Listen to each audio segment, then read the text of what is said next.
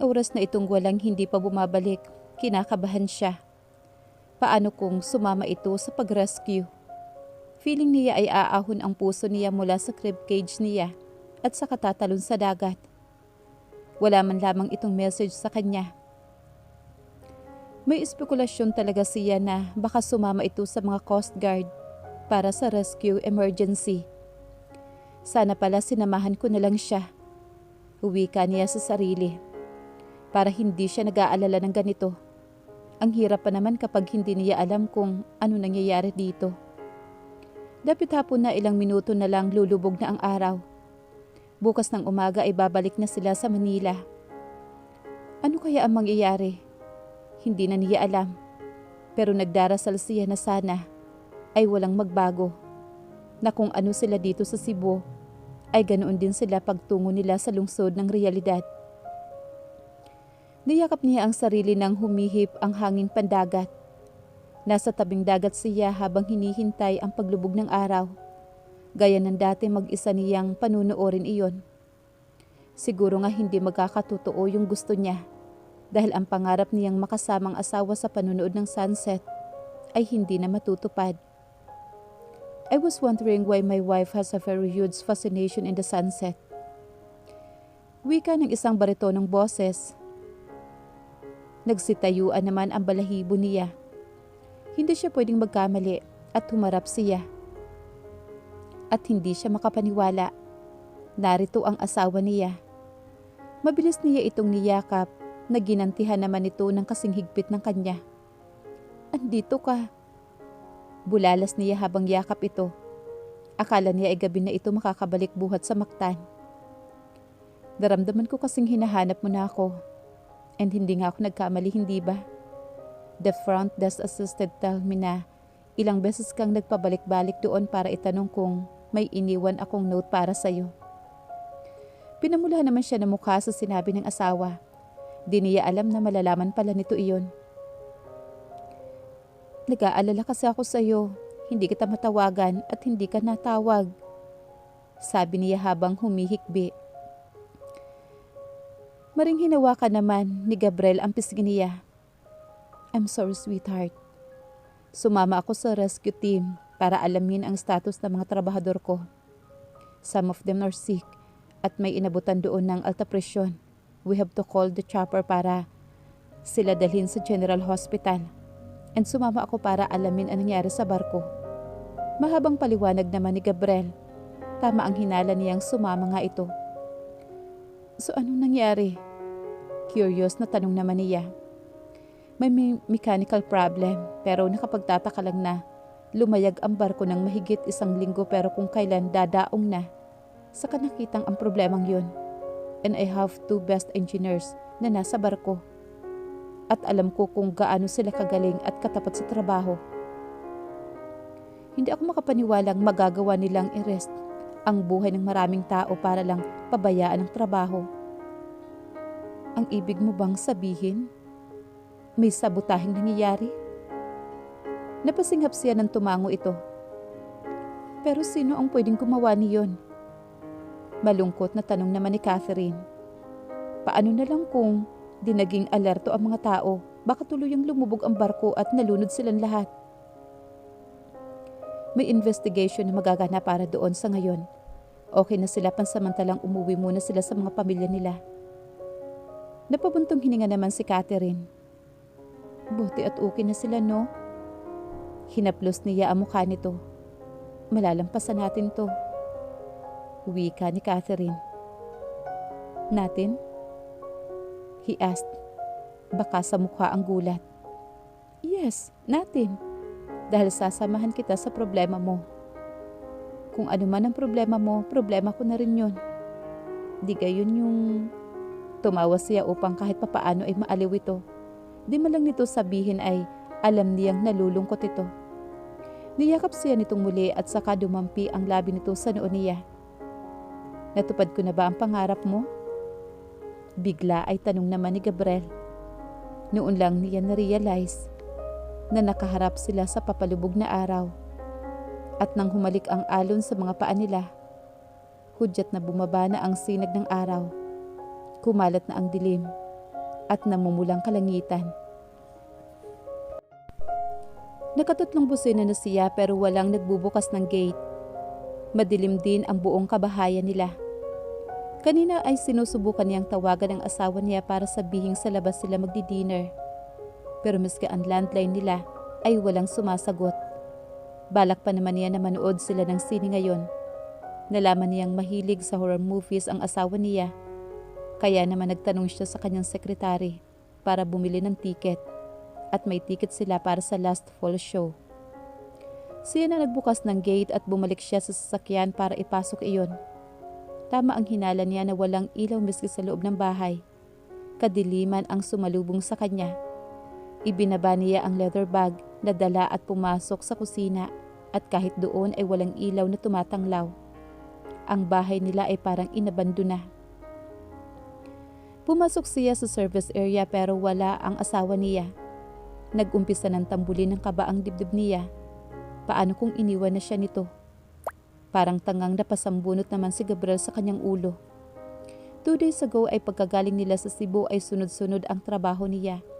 Ngayon dapat ang unang pagkakataon nakakain sila ng sabay. Pero wala naman ang asawa niya. Hindi man lang ito nagpaalam sa kanya. Hindi man lamang nito naisip na pwede siyang mag-alala. Masama ang loob na lumabas siya ng kusina. Siguro magpapadeliver na lang siya ng pagkain. Total hindi man lang naisip ng asawa niya na baka hindi pa siya kumakain. Naiinis na pumanik siya sa hagdanan. Pinihit niya ang saradora ng pintuan at binuksan ang silid nilang mag-asawa. Madilim din doon, kaya ganoon na lamang ang gulat niya nang bumadha ang liwanag at nakita niya ang asawang nakahiga doon at namamaluktot. Sweetheart? Mabilis siyang lumapit dito. Basang-basa ito ng pawis nang nakalapit siya. Gabriel? Parang paos na paos ang boses nito. Sinalat niya ang liig nito at halos mapaso siya sa init na inilabas ng katawan nito. Nilalagnat ka. Buhay ang aircon sa loob ng kwarto pero tagaktak ang pawis nito. Pinilit nitong magmulat ng mga mata at ang isang palad nitong pilit na inaabot ang mukha niya. Halos mapaso siya sa init ng palad nito. I'm sorry. Hindi ako nakapagluto ng dinner natin. Garalgal na sabi nito. Nilalagnat nga ito. Ito ang gawaing bahay pa rin ang nasa isip nito. Mabilis na pumunta siya sa bathroom at saka kumuha ng isang cotton towel. Binasa niya iyon at saka bumalik siya sa tabi ng asawa. Inayos niya ang pagkakahiga nito at saka pinunasan nito. Nang haplusin niya ang palad nito ng tuwalya ay sa kanya napansin ang pamumula ng mga palad nito. May maliliit na sugat doon, partikular na sa pagitan ng mga daliri nito. Saan mo nakuha ang mga to? Tanong niya dahil mukhang nasaktan ito nang hawakan niya ang mga iyon. Detergent. Halos pabulong lang nitong sagot. Detergent? Mariin naman siyang napamura. Naglalaba ka? Hindi ito sumagot pero tumango lang. Napamura ulit siya at saka tumingin muli sa mga palad nito. Hindi ba sinabi ko sa'yo na wag mo nang pakikialaman ng mga yon? Pwede natin tundalhan sa laundry shop. Hindi mo kailangan labhan. Look what happened to you. Fever? Sugat? Di maiwasang sermonya nito. Alam naman niyang hindi pa pang housekeeper ang role ng asawa niya dahil limitado lang ang alam nito sa gawaing bahay. Kaya nga sinabi niyang ipapalaundry na lang nila ang kanilang mga maruruming damit. I'm sorry, pero nabuboard kasi ako eh. I want to do something worth my time. Napahilamos siya sa mukha niya. Sometimes I worried kung anong pwede pang tawagin at gawin at naiinip at nabuboard ka. The first time you get bored is you decorate our whole house and now you done all this the heavy chores dahil lang sa naboboring ka. Suminghot-singhot ito, halatang malalim ang sipon nito. Base na rin sa pamumula ng ilong nito. Kumuha siya ng tableta ng paracetamol at isang basong tubig saka inaabot dito. Inumin mo to. Nakapikit na inabot nito ang gamot at saka ininom. Tila hirap na napahiga muli ito. May masakit ba sa'yo? Yung likod mo, yung kamay mo? Nag-aalalang tanong niya. Hindi siya sanay na mag-alaga ng may sakit because he's been alone for many years at wala siyang kasama kahit na sino, even the housekeeper. Hinigit nito ang comforter sa kabinalot ang sarili. Pinagpapawisan ito pero nilalamig. Napamura naman siya kung ano nangyayari sa asawa. Hinawakan niya ang damit nito. Basang-basa na iyon ng pawis at pati siya ay pinagpapawisan na din. Paano niya bibihisan ang asawa niya? Napalunok siya habang hawak ang laylay ng bestidang suot nito. Mariing napamura naman sa isipan niya si Gabriel. Ano pang tinatanga-tanga mo? Wika niya sa sarili. Sa huli ay sinunod niya ang nararapat. Forgive me, Jesus. Tumambad sa kanya ang namumula nitong dibdib dahil sa mainit na temperatura. Idagdag pa na kumikislap iyon dahil sa pawis na naipon partikular na sa pagitan ng dibdib nito. May mga butol ng pawis ang gumagapang sa katawan nito mula sa leeg papaba sa tiyan hanggang sa puson.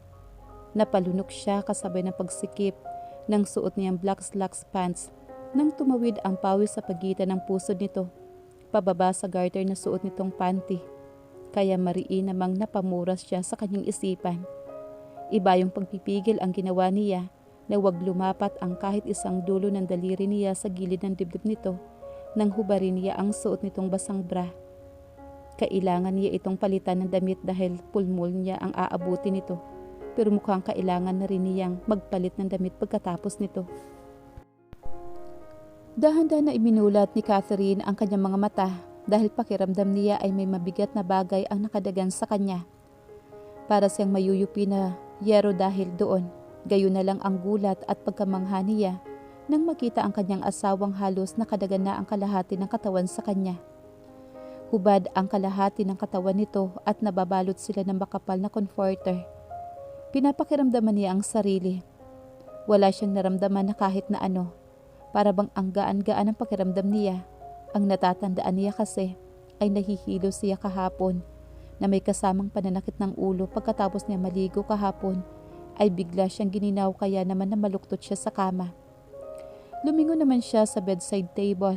Nauunawaan na niya ang lahat nang makita niyang may nakapatong na mga gamot doon at baso ng tubig na walang laman. Marahil ay inalagaan siya ng asawa niya kagabi. Bahagya niyang iniangat ang katawan na mapansing may kakaiba talaga sa kanya. Niyuko niya ang sarili mula sa pagkakataklob ng comforter. Nahigit niya ang hininga na makitang hindi damit niya ang kanyang suot. Isang malaking Giordano t-shirt ang suot niya na sa tingin niya ay aabot hanggang tuhod. Pero ang labis na ikinainit ng pisngi niya ay ang kaalamang wala siyang suot na bra. Ang isang kamay ng asawa niya ay nakapatong sa kaliwa niyang dibdib. His right hand was firmly cupping her left breast. Kahit hindi siya humarap sa salamin, ay alam niyang namumula ang pisngi niya. Hindi masyadong malinaw sa kanya ang lahat ng nangyari kagabi pero natatandaan niyang ginaw na ginaw siya kagabi. Pinaghalong init at lamig ang nadarama niya. Hindi niya alam kung ano ang dapat gawin. Gisingin ito o kusang alisin ang kamay nitong halos nakalamas na sa dibdib niya. Akma niyang hahawakan ang palad nito nang itong gumalaw. She held her mawan. Pigil-pigil niya ang paghinga. Akala niya ay muli itong pipikit nang dahan-dahang magmulat ito ng mga mata. Hindi maiwasang tambulin ang dibdib niya. Sanay na itong tinatawag siya ng ganoong sweetheart at ang kakaibang pag-alala nito sa kanya. May masakit pa ba sa'yo? Bahagya itong umangat at pumantay sa kanya. Nalalanghap niya ang mabango nitong amoy. Sinalat nito ang noo niya at leeg. Wala ka na bang lagnat? Simple siyang ngumiti rito. Ito ang nag-aalaga sa kanya kagabi. Salamat sa pag-aalaga mo sa akin last night. Aniya sa asawa. Umangat ang kamay nitong paghaplos sa pisngi niya. You have no idea kung gaano ako nag-alala at natakot. Akala ko kailangan pa kitang itakbo sa hospital. Wika nito sa kanya. I'm sorry. Paghingi niya ng paumanhin sa asawa. It's okay. Pero please sweetheart, don't ever try to do that again. Sabi nito sa mahabang tinig. Ine-expect na niyang magagalit ito pero hindi iyon ang nangyari. I'm sorry. It's not my intention na pag-alalahanin ka. Na-boring lang talaga ako. Ang isa pa, gusto kong matutunan ang mga gawaing bahay. Hindi mo ako masisisi. Pagluluto lang ang alam ko. Kaya naman ginagawa ko yun ngayon para matuto ako. Uwi ka naman niya sa asawa. Another compliment coming to her husband, pero talagang hindi pa siya sanay. Nag-iwas siya ng tingin dahil sa nakakalunod nitong pagtitig sa kanya. Pero hinawakan niya ito sa pisngi at muling ibinaling ang mukha niya sa harap nito. Look at me. Look into my eyes, sweetheart. As if she was hypnotized. Tumingin siya rito directly to her gorgeous eyes, and she was mesmerized.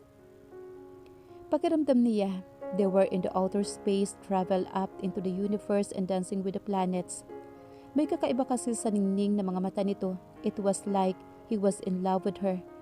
Agad siyang nagulat sa itinatakbo ng isip niya. In love with me? Kinastigo naman ang isip niya dahil doon. Thinking about those things make her brain spin like a dry spinner. Imposible. Imposible na ma-inlove ang asawa niya. Masakit palang isipin ang ganoong bagay, lalo na kung siya mismo ang nagpapaalala sa sarili niya. Gusto niyang ilayo ang distansya nito, pero dahil nakahawak ang kamay nito sa baba niya, ay hindi niya magawa iyon. Gahibla na lang ang distansya nila ng asawa at kunting-kunting kibot na lang o galaw ay maglalapat na ang mga labi nila. Dahan-dahang bumaba ang ulo nito sa kanya. Pigil-pigil nito ang paghinga dahil kinakabahan siya sa gagawin ng kanyang asawa. Naramdaman na lang niya ang mainit nitong hininga na siyang dumadampi sa bahagyang nakaawang niya mga labi. Unti-unti iyong bumababa at unti-unti ring umiinit ang paligid nila. Dumampi ang mainit nitong labi sa tungki ng kanyang ilong. It's like feather kisses that it showered all over her face. At napakasweet ng ganoong gesture. And when he's about to kiss her on the lips, she slowly closed her eyes at hindi siya nagkamali. He kissed her, and that's the sweetest and tender kiss she ever had experienced. At saka pumasok ang dila nito sa loob doon at nilasap ang init ng bawat hininga nito. Naghahanap ng katugon ang mga halik nito. Kaya naman yun ang ginawa niya. Ginaya niya kung paano ang ginawa nito. Bahagyang kumawala ang ungol sa kanya. Nang sipsipin nito ang mga labi niya, gumapang ang init nito sa pisngi niya. Alam niya mag-iiwan na marka ang ginagawa nitong pagsipsip sa leeg niya. Nabitin sa ere ang tangka niyang pag-ungol nang marinig niya ang nagwawalang doorbell. Kaya naman mabilis siyang lumayo sa asawa, saka hinihingal na sumandal sa kama. Yung doorbell. Hindi magkamayaw na wika niya.